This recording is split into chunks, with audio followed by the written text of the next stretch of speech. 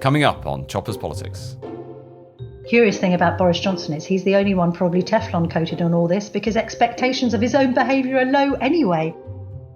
Remember the 5th of November. Lobbying, backlash, flip-flop. The ayes to the right, 250. The noes to the left, 232.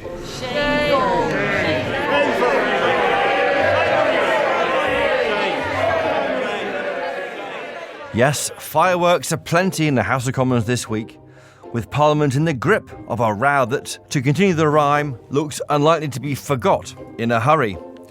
The government looks to be rethinking plans to force through reforms of the standards process after a fierce backlash from opposition MPs. We'll be exploring where on earth this row goes to next with the Telegraph's associate editor Camilla Tominey later in this podcast. Plus, I'll be joined by political commentator and fellow podcaster Matt Forde, where you'll be treated to his impersonation of a certain Mr. Johnson, and that's not to be missed.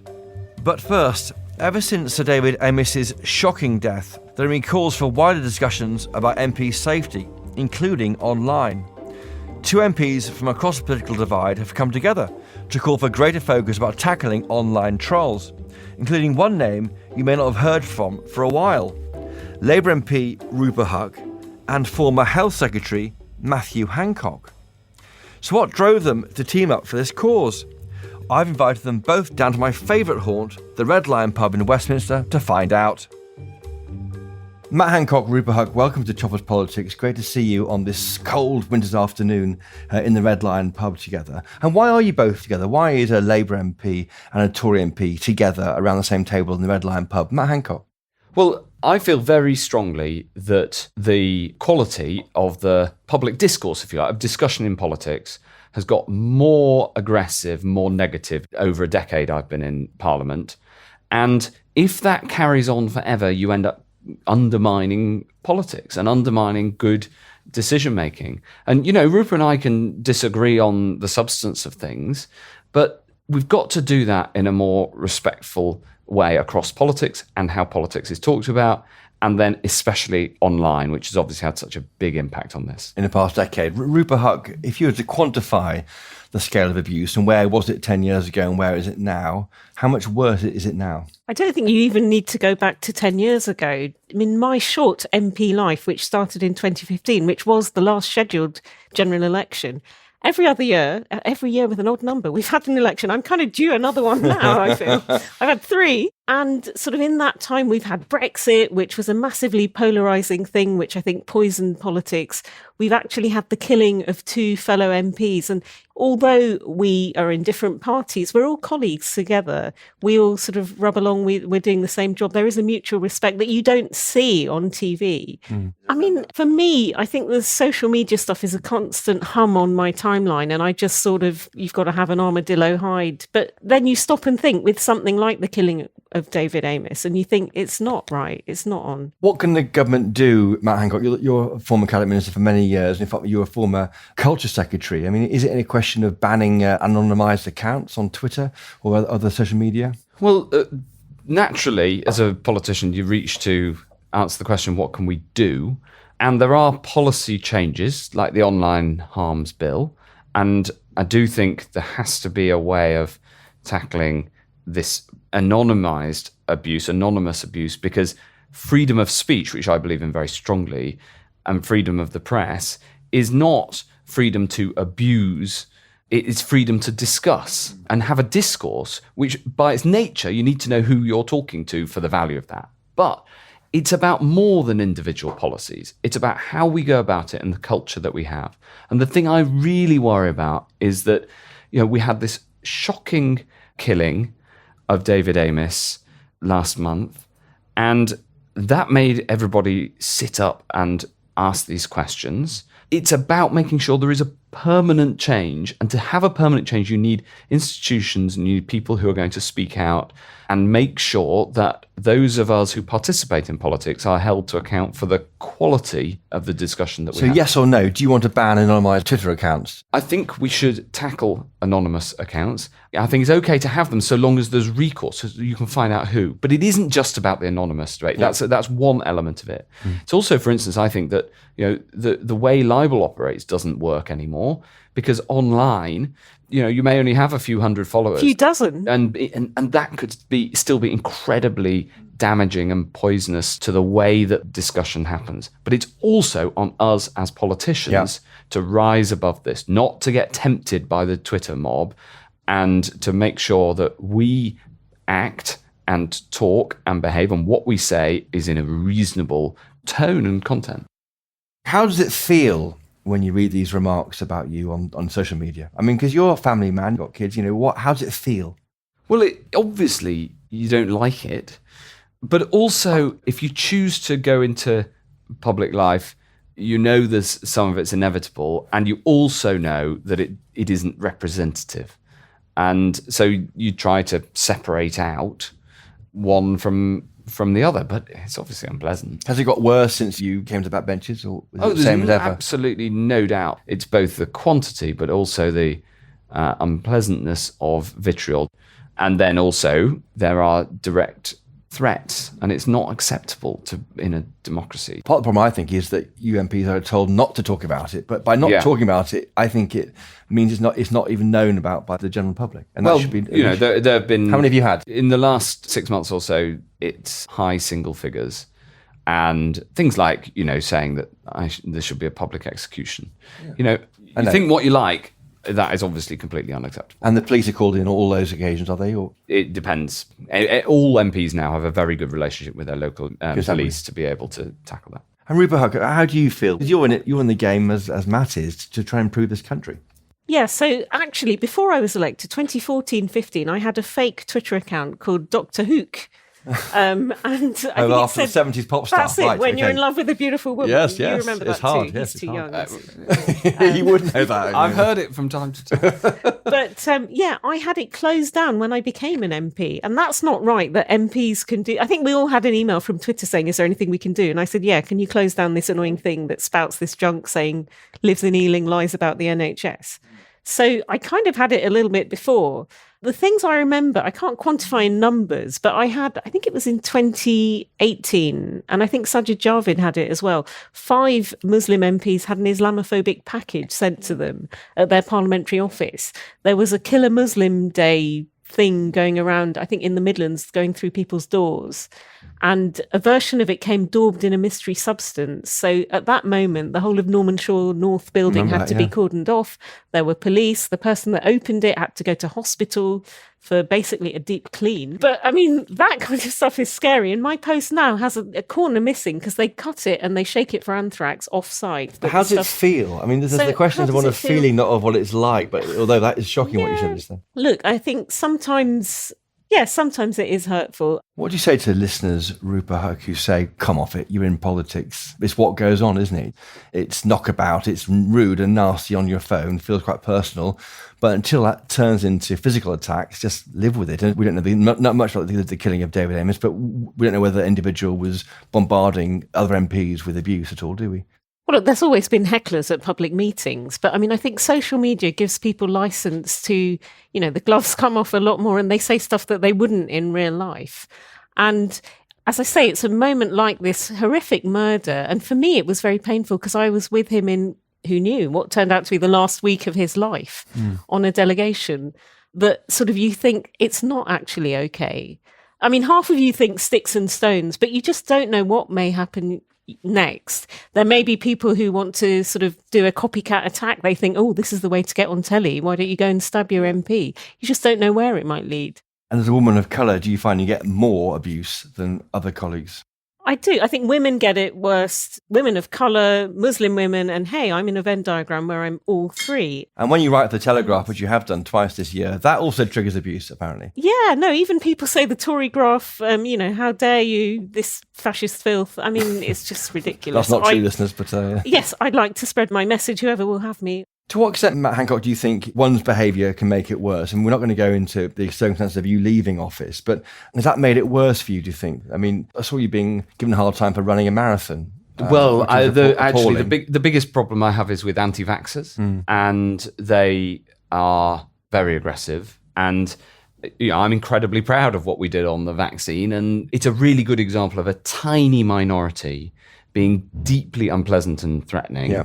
And in that case, sometimes physical as well as just verbal, despite the fact that they're completely against the science and the general public. That is actually one example, though, where Parliament has been positive and more or less united. It isn't a problem that's within Parliament. There's other areas where people have stoked it up. For instance, I read Angela Rayner's apology for some of her language, and I thought it was a very good apology. And I'm sure that she will live up to the standards that she's now set herself. And I think that's a step forward. But we've got to make sure it isn't just a flash in the pan, that this is the protection of high-quality public discourse is fundamental to democracy. Should the behaviour of MPs improve, maybe? I mean, Angela Rayner's, those comments were deeply offensive to a lot of Conservatives, weren't they? Yeah. You know, when you had to go, that annoyed people because the government had been deeply involved in our lives by policing behaviour, and that may have triggered a criticism of you, which you may not like. Do you know what I mean? So at what point do you separate out the kind of legitimate criticism of somebody? Well, legitimate criticism is vital, right? What is democracy if it's not a discussion and disagreement over policy and over the politicians who we elect? The question is how you put those points and making sure that that's done in a way that is it can be totally robust, but it should be constructive. Look at, Rupert and I have had robust exchanges across the floor of the House of Commons, but never personal. Rupert, Matt Hancock there mentioned Angela Rayner and her apology last week. Were you urging her to apologise more quickly than she did?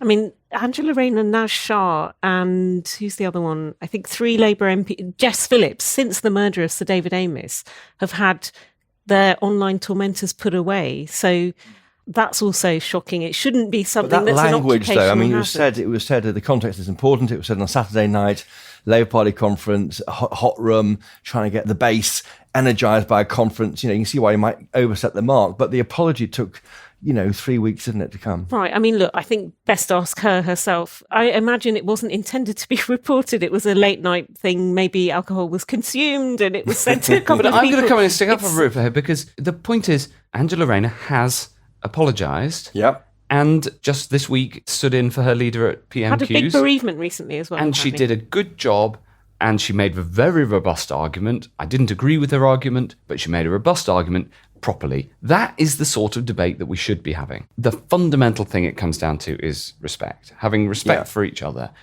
I'll give you one example.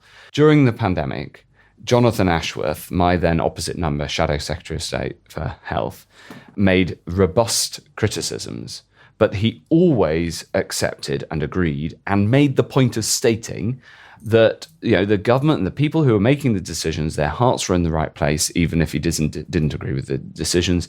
And he was very respectful. And I, in turn, I think he's a wonderful man. I think he's charming. And I think he's kind. And I made clear that I respected him. Now, sometimes I did so much that he thought it was politically unhelpful that I was being so nice to him. But the point is that we then had a much better debate on pandemic questions, pandemic matters in the House of Commons. So it was a national crisis. You were both trying to find different ways to attack it. Yes, but we both respected the point of view that the other person came to. And that meant, actually, that I listened to the substance of his points more than I might have done if he'd been shrill and rude and tried to undermine me as a person, when I and my whole team were just trying to do our best in a very difficult, unprecedented circumstance. So are you saying then, Matt Hancock, give us a break? We're doing our best here. No, I'm not. What are you saying? And actually, we had some criticism when Rupert and I wrote an article last week saying, you're trying to tackle this problem when it affects MPs, but not the rest of us. Exactly. Actually, we're trying to tackle this problem for everybody in the public discourse and everybody's debates and discussions online. But also, we're not saying give us a break. We're saying we need to treat each other with more respect, both within MPs, the wider debate, media, and I think the media itself, the free media, has an important role to play in this too. We didn't choose the headline. I think they made it MPs need more protection, which we wouldn't have called it that at all. Would you advise your 20-year-old Rupert Huck to become an MP now? I still think it's the best job in the world. And for me, it's my home community. It's people I went to school with, people who taught me. And it's the greatest honour and privilege in the world to serve them. You know, I still get a thrill every time I see Big Ben. It's not a normal job that you get. We can't see it very well now, but true, it's there. shrouded under. You know, it's there, don't you? It's very soon. It'll be very soon, yeah, visible again. But I personally think it's the best job in the world, seriously. And Matt Hancock, when you grew up in Cheshire, would you look back now, would you advise the 20-year-old Matt Hancock to be an MP? Yes. You still do it, despite all the grief you guys are getting. Yes, of course. It's interesting and enjoyable. And, you know, especially if you're a gregarious person. You're an enthusiastic man, I know that. You definitely you're up for it all the time, whenever you can. You know, we've played our bit of beach cricket, Chris, you and me. And it is an enjoyable experience because you have an opportunity to make the country you love, the community you love, a better place. And that is why people go into it. There are downsides, and the downsides oughtn't be as big. But that's not actually why I phoned up Rupert and we're sitting here today.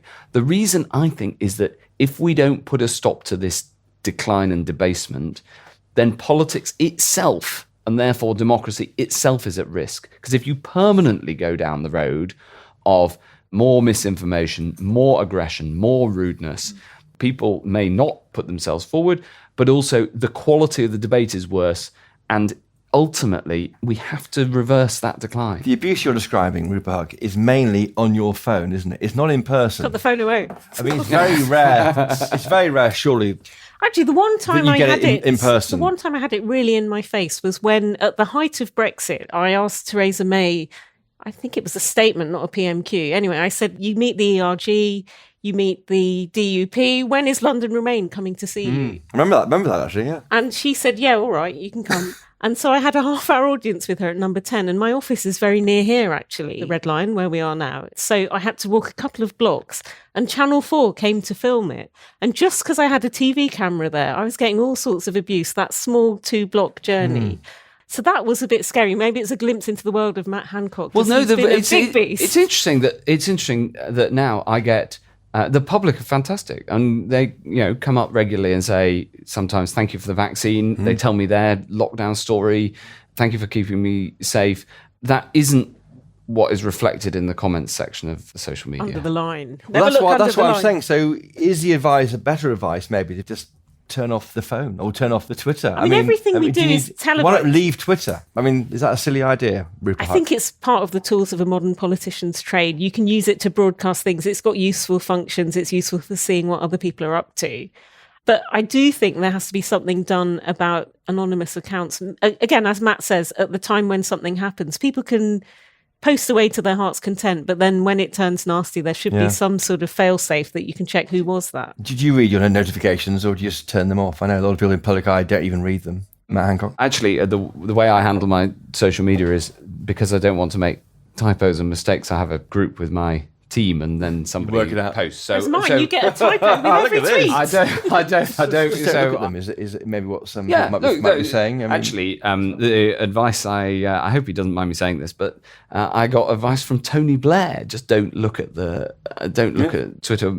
Well, what on earth are you looking at that for? So there you go. There's a bit of cross-party advice that I got. Because he probably thinks I just can't. I mean, he's been on a BBC documentary recently, and he was saying, "I just can't convince everyone I was right over Iraq, but that's why I did it." I mean, he's almost given up. So he's got this fatalistic view of this. Well, I have a fatalistic view on vaccines. Right, there are always going to be a tiny minority who think, for some reason, that Bill Gates and I want to inject a microchip into your arm. We're not doing that.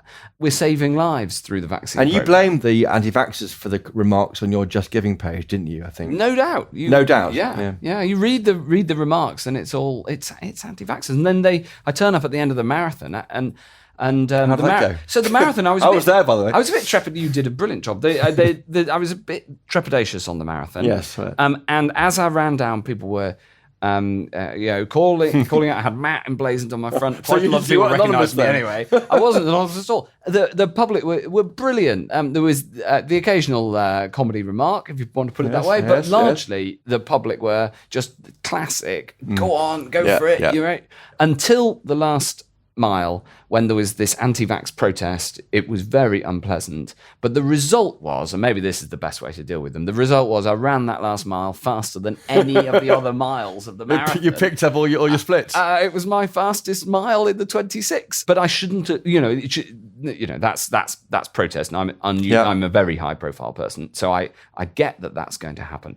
Actually, my name was on my chest. My main point is different. My main point is not about me. It's about politics and the way that we can get to have a better discussion, to get to better decisions, and critically stop a decline that just undermines public discussion. Where does this go, Rupert Huck? Where does the decline Matthew's talking about go? Where are we in 10 years if nothing's done? Look, free speech is not hate speech. And Matt's right that every time this kind of crisis happens, there's a bit of a knee-jerk reaction and everyone's all very concerned for about a week and a half and then it dies. So where it goes from now is we turn this into a lasting thing of some sort. And we've already had discussions about a potential APPG. There's a pamphlet in the works. Jointly authored. Yeah, jointly edited, but we'll get other people to contribute to it. Because again, MPs have all got this kind of story. But again, we don't want it to make it look like something internal that, we want people to feel sorry for us as MPs. Because in many ways, we're very privileged.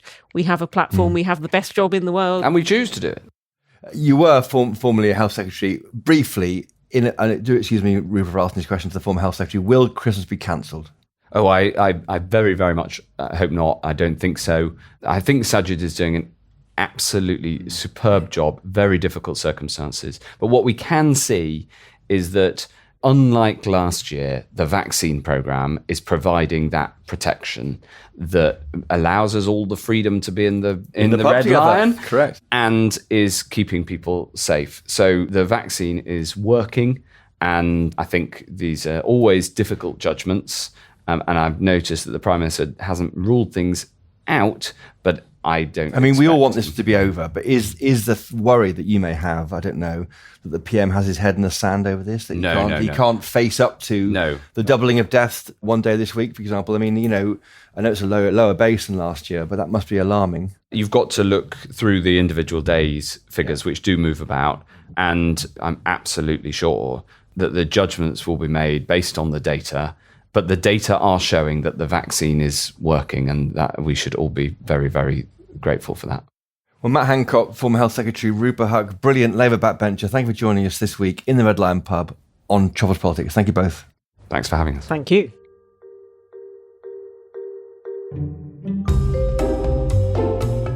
And I'd be intrigued to hear what you think of this, listeners, so please do get in touch and let me know your thoughts. You can email me, chopperspolitics@telegraph.co.uk, or tweet me @chopperspodcast.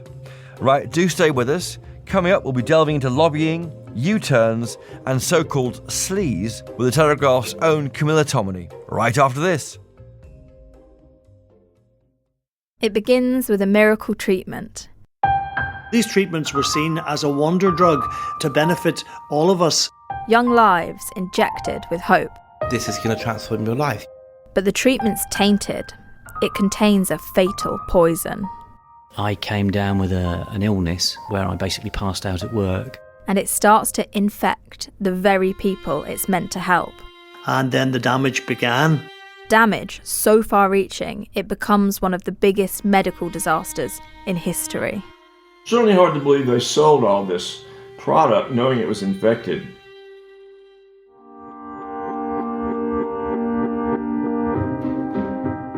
Join me as I trace it from the veins of innocent people back to a notorious American prison in the Telegraph's latest podcast. It's Bed of Lies Series 2 with me, Cara McGugan. A true story of greed, betrayal and deception, and it ends with a death sentence. In essence, they put money over life. Search Bed of Lies wherever you're listening to this.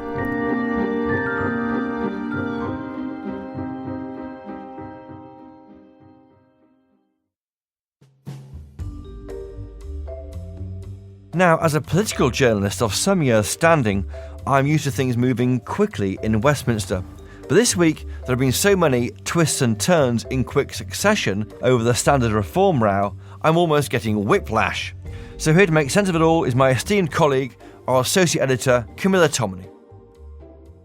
Camilla Tominey, the Telegraph's associate editor, welcome back to Choppers Politics. How are you? I'm well. Busy week, though. Busy week, isn't it? Now, a busy week for Owen Patterson. Now, in a nutshell, please explain what the heck's going on. All right. So look, Owen Patterson was found guilty of breaching the Code of Conduct for MPs.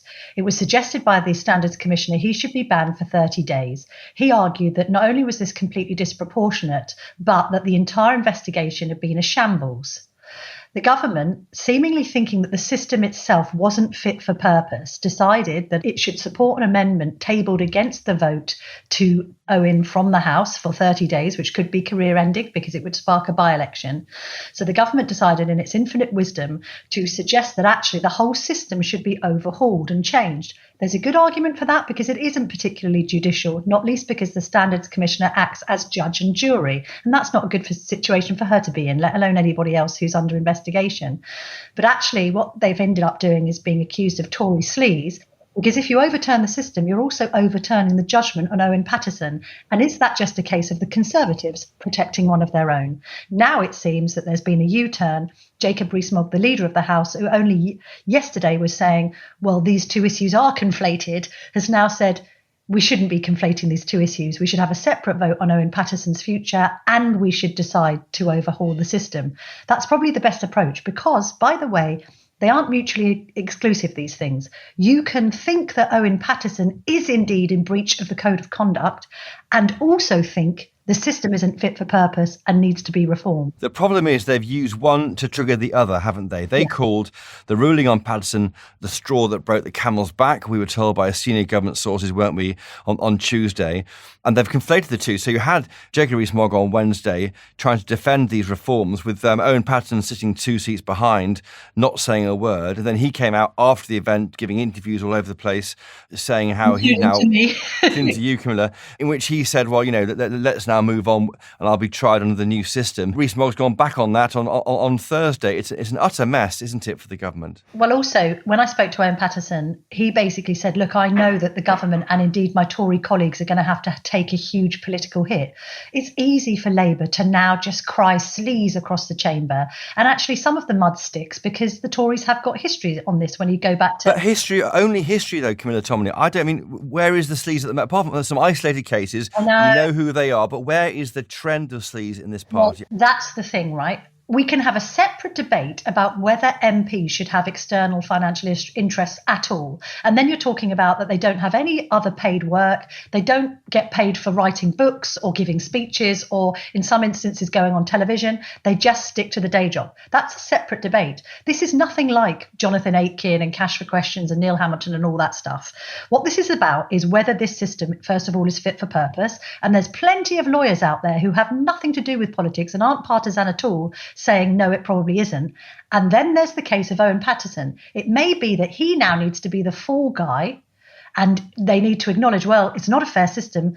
And Owen will insist that he's innocent. And unfortunately, that's the system he was tried under. So he must suck it up. But actually moving forward, we need something that is better and that offers a right of reply and an appeals process, which currently the system doesn't. Do you think, though, that the Conservatives, given the headlines today in some newspapers, will want to grip this any further? I think it leaves Catherine Stone, the Standards Commissioner, I think it leaves the Commission, the Standards Committee itself, emboldened, stronger. This reminds me very much of in 2015 when the Tory government tried to go towards a way of forcing out John Bercow, and in fact it was lost, and Bercow gave an emotional speech from the chair in 2015, and then the following year Brexit happened and Bercow himself became more and more emboldened. I wonder whether what's happened here is they've made the existing system stronger, more bulletproof than ever.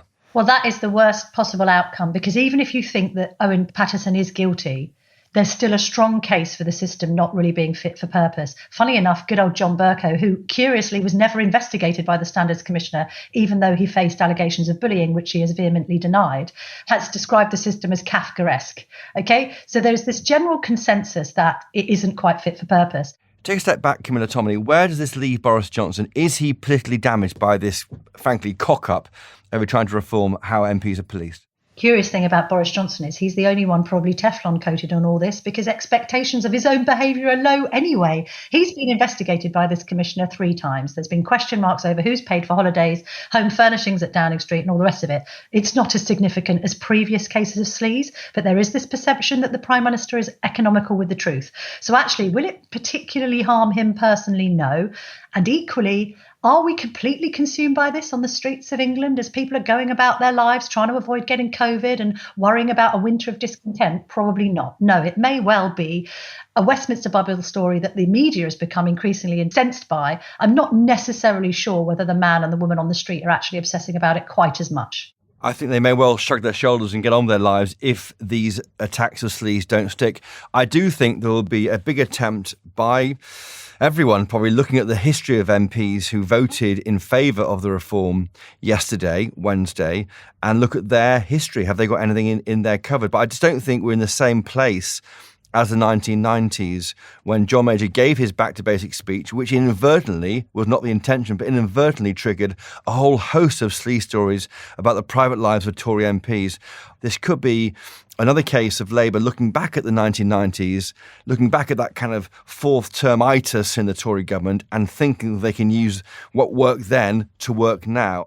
Well, also, this is like Labour attack bingo, right? I mean, for 10 years, it was the word austerity. Now it's the word sleaze. You know, in some cases, it's been the word scum.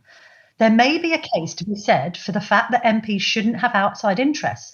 I personally think, pay them a bit more and tell them to not do any other work than work for their constituents, or indeed their ministries if they happen to have one. That's an argument.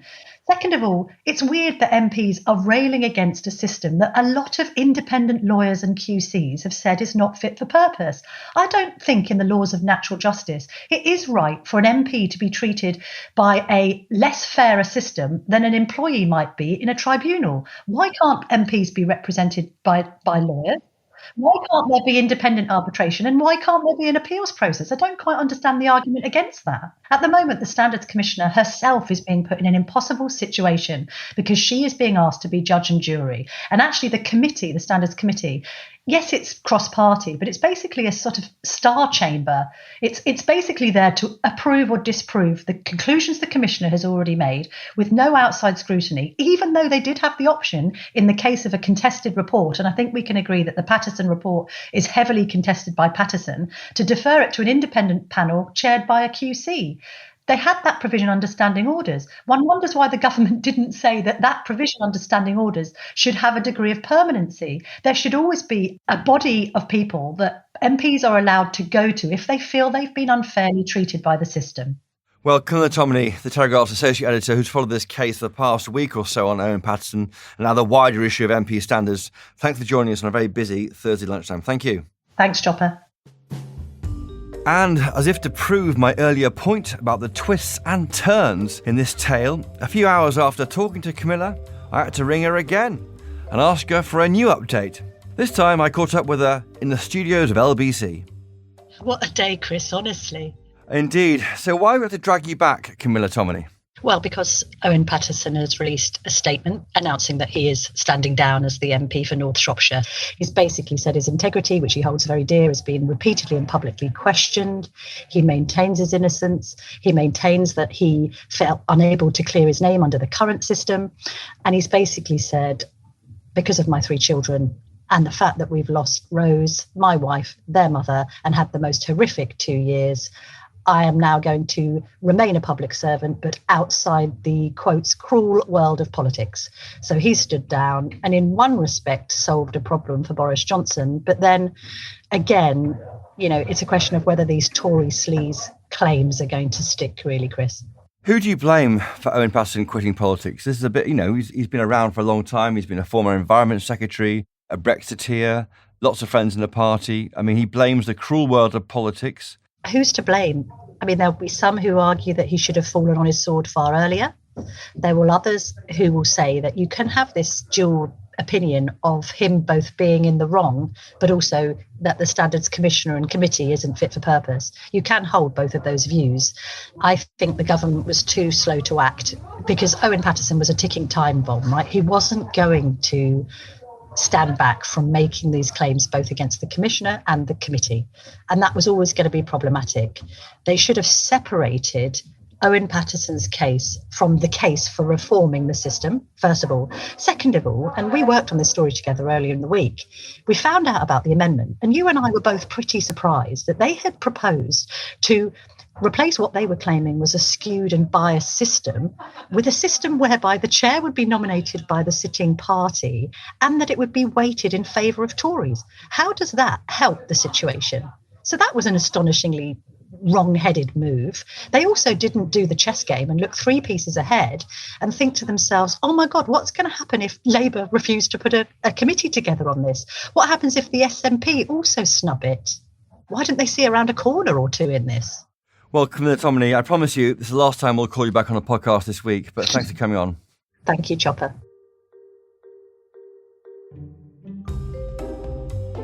Now, if you're not already a Telegraph subscriber, and if not, why not, and want to hear more from Camilla Tominey, please go to telegraph.co.uk/chopper to become a Telegraph subscriber.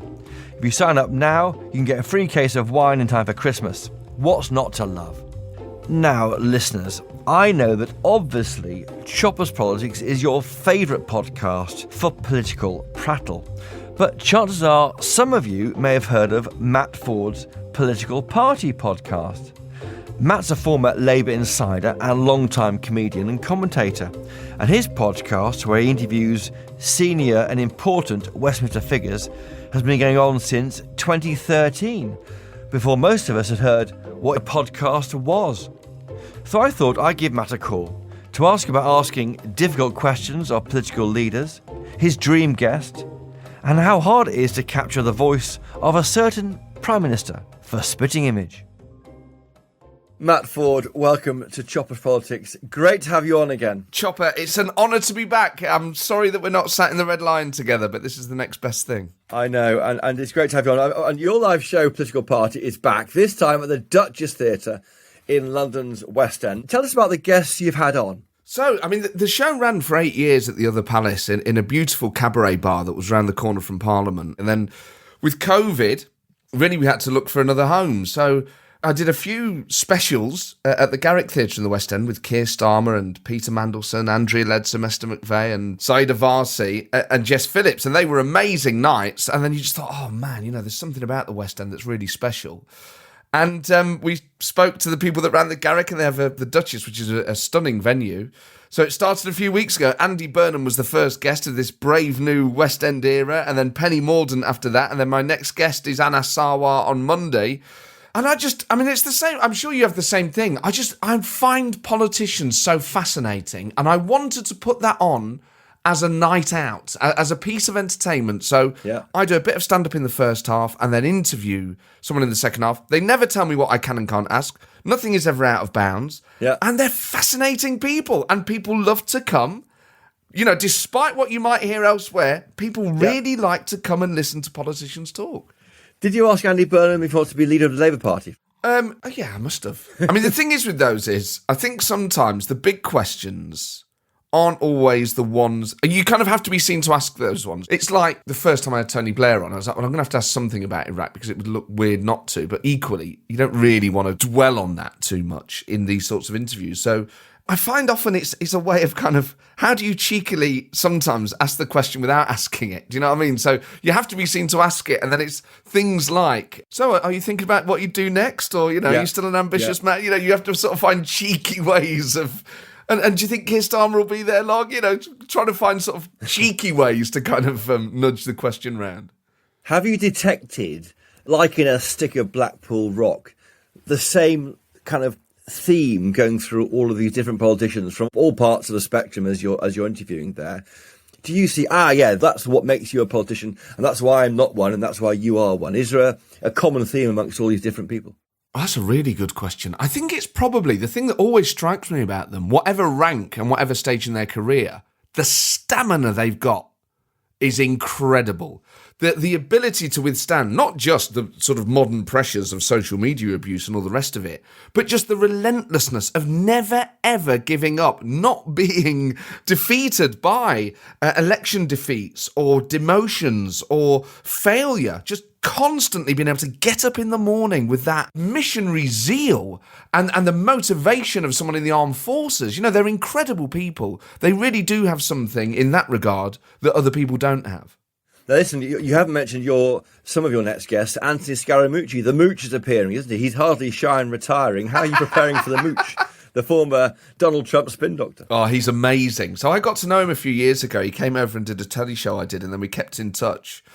And we speak from time to time, and he's one of those people, and I think, I love talking to people that are on the opposite end to me, politically.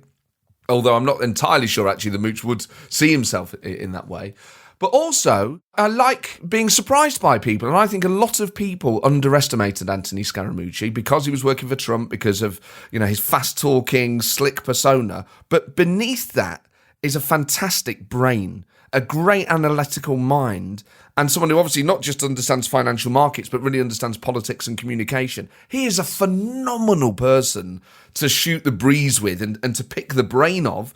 And of course, I mean, whatever you think of his former boss, he was on the inside of the Trump operation for, 10 or 11 days, but he's got a bag of stories, even just from being there for less than a fortnight. So he's a phenomenal person to talk to. Can you think of 3 dream guests you could have definitely on the stage with you at the Duchess Theatre? I mean, I think any kind of living former president or prime ministers, I've always been a mega fan of Hillary Clinton. So Hillary Clinton, No George surprise. W. Bush. Oh, no, but she's so good. I think you should tell that to the Mooch. That's your first question. I've always loved Hillary Clinton. Great to have you on, Mooch. see where he takes it. Well, you know what? Knowing the Mooch, he's probably a fan of hers as well, You're also a part of the team behind the new revamped Spitting Image on BritBox, and I think you're the voice of a certain Prime Minister. Is that right? Yes, Chopper, and I want to pay tribute to the Chopper's podcast, which is the first and indeed last place that I get my news. Yes, so I do, as you know, I do the Prime Minister in the manner of speaking. So I do Boris, and I think he's my kind of favourite to do because it's just such a silly voice, and you can have so much fun with him.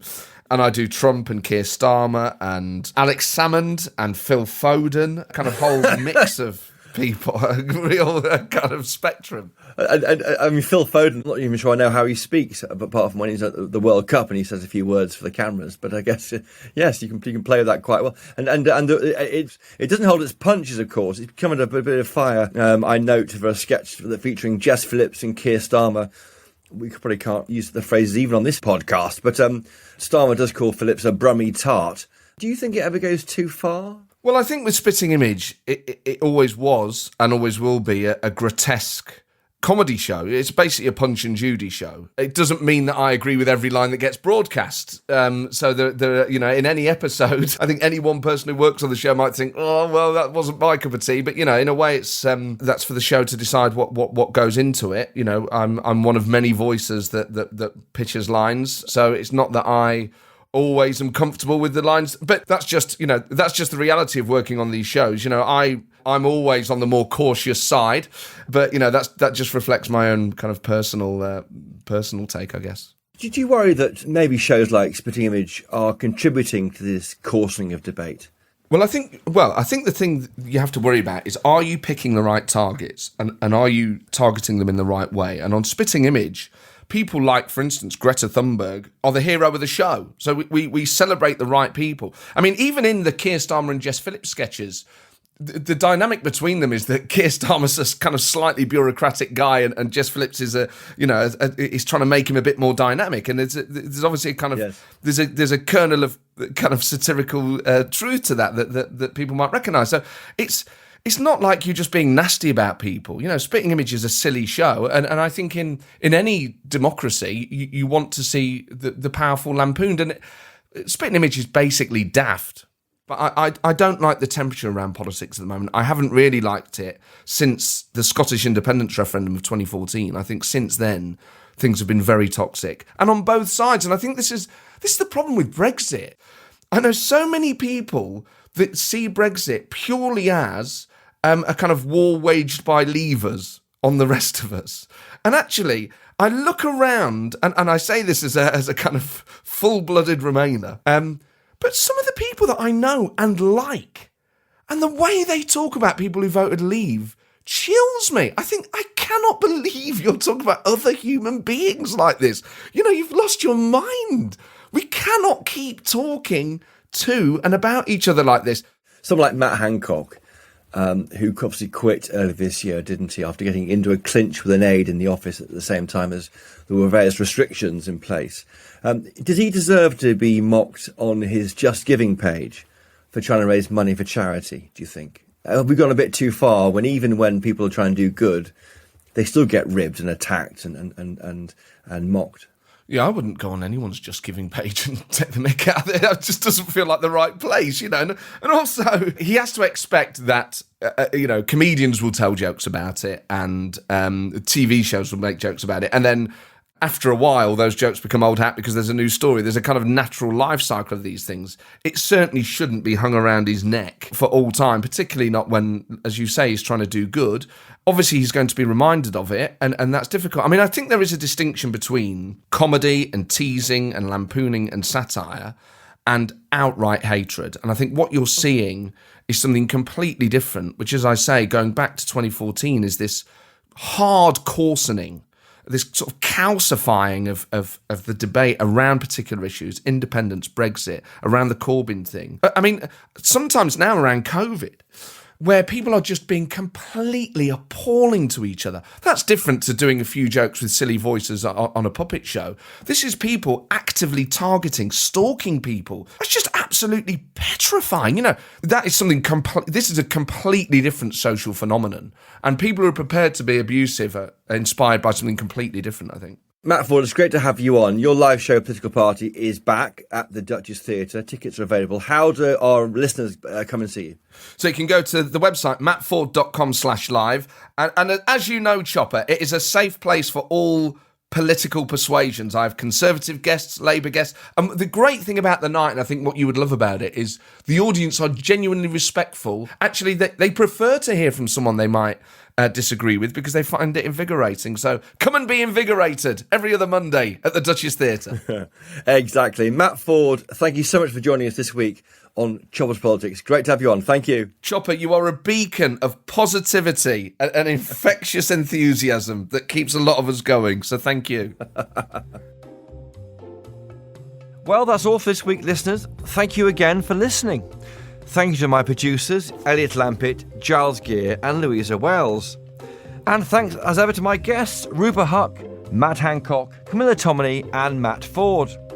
And Mr. Forde, if you're still there, do you think maybe this time you can take us out and finish off this episode, maybe as one of your favourite characters? Yeah, right. If you'd like more top-notch analysis and Westminster witterings from my friend Chopper, please read the legendary Peterborough Diary column, published every Friday at 7 p.m. on the Telegraph website. And of course, always buy a copy of the Daily Telegraph, my former employer, and indeed, potentially my future one. You won't regret it. Until next time, cheerio! That's perfect.